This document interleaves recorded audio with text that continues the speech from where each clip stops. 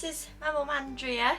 It's our 10-year anniversary of Always Knitting and Sewing since we started, and I thought we could have a get to know Andrea and a little bit more about the shop.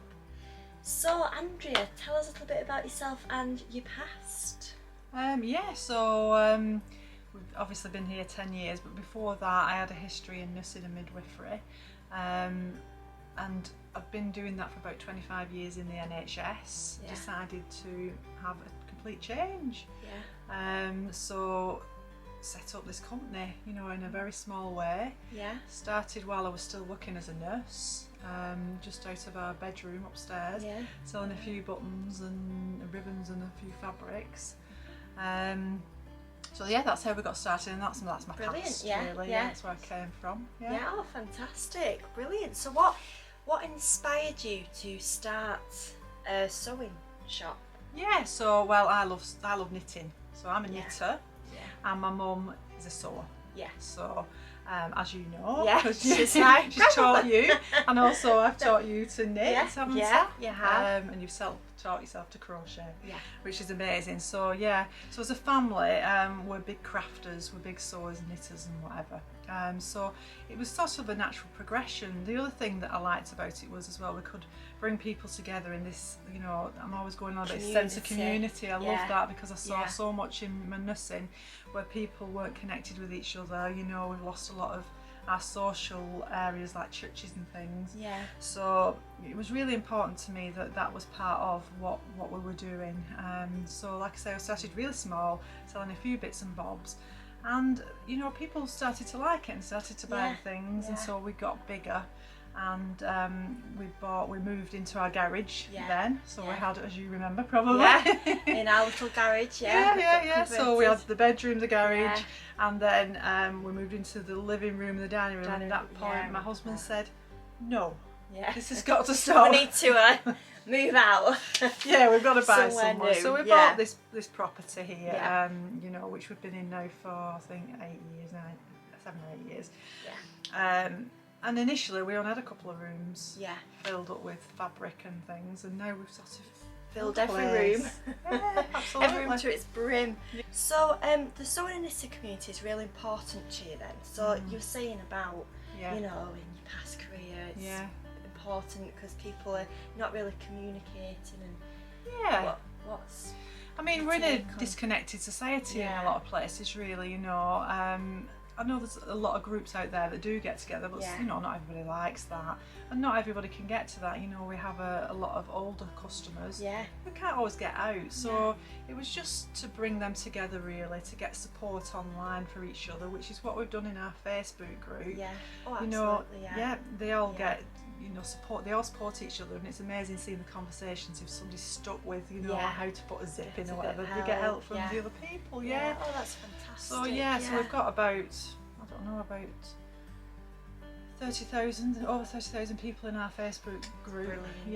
On our page now, and we've also got our Knit It, Stitch It, Share It group with about 3,000 people in it. Yeah, so that's fantastic. It's coming together. Yeah. So that works well. Yeah. So let's move on to talk about the team, our team members that work here.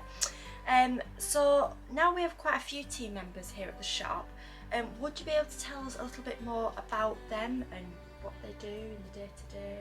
Yeah, absolutely. Yeah, so I think we've got, you know, 11 or 12 people here now doing different jobs. You know, obviously we've got people who on a day-to-day basis processing the orders, dealing with the fabrics, and everybody who's employed here loves sewing, knitting, crafting in some way or other.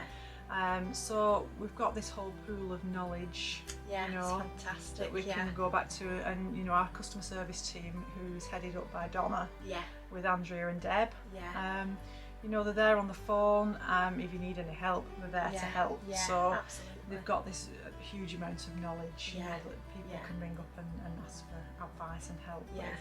So so they all have their individual specialities, and of course Lucy, my daughter, deals with all the advertising and the social media, and she does a fantastic job of, you know, Instagram and Facebook and all that type of thing. That's brilliant. So yeah, and I think most people love to work here. It's really nice. It's a nice environment. It is, yeah. So obviously, you say you enjoy knitting and sewing yourself. Yeah. Have you made any garments? Yeah, well, I'm always knitting, although I don't get as much time as I used to because I'm obviously busy with the business. But yeah, I'm knitting all the time. We're just in the process at the moment of making a how to knit course for beginners. Yes, yeah. So what I've been doing is putting together some really simple patterns for knitters to learn how to do the basic stitches and make. Firstly a scarf, and then we're doing a blanket. So that's what I'm on with at the moment. Brilliant. But I've knitted all sorts of things. In your past, and hats, jumpers. When I was a teenager, because I started knitting when I was about 8. When I was a teenager, I used to knit things for my friends. Because knitting was really popular back then. They were all mohair. It's all and fluffy stuff and all in fashion. So I used to knit for friends and whatever. So brilliant. Never thought about sewing. So I dabbled with sewing a bit, but it was never my natural, space. Knitting for me, I can do it anywhere. I've done quite a bit of hand sewing, which I can take. Hand stitching's good. But I never really took to machine sewing. I was more of a knitter because I like to just relax, have the telly on, I can do it, or I can even do it in the car if we're going on holiday, take it with me. In fact, I was knitting on the beach in Cornwall about a month ago. So I can take it anywhere, and I love that about it. But my mum, as you know, your grandma, she loves sewing, and you love sewing. She's you're got me always sewing, aren't you? Every night you're sewing. It takes you away. It's nice thing to do. It's a brilliant thing to do. It is. Where do you see the business then, from the business aspect, going in the next few years? So we're working really hard on continuing to grow the community, and also on the courses. So like I said, we're doing the knitting, beginner knitting course, and then I think you're going to be doing how to make a basic quilt, aren't you? Because you made quite a lot of quilts now, haven't you? Like quilting, So we're going to do a basic quilting, and then we'll see what happens after that. But basically, I think and the other thing, I want to get young people also into sewing. So you make some really great stuff, don't you? It's quite funky and whatever. Some clothes. Just to teach people, the younger generation and whatever. Keep it going. Exactly. That's brilliant. So finally, last question: have you got any exciting plans other than the courses and boxes? Have we got anything? Well, the courses, we've obviously started a new product, which was the knitting boxes. So they're new, and they're brilliant because you can get everything you need in that box pretty much to make the garment that you choose, so they're really great. And we're also going to be starting a subscription box in the autumn, a fabric subscription box.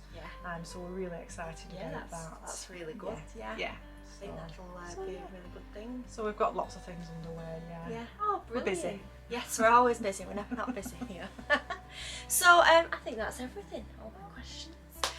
So I hope you've enjoyed this little interview with Andrea and myself. Thanks for watching, and don't forget to like and subscribe.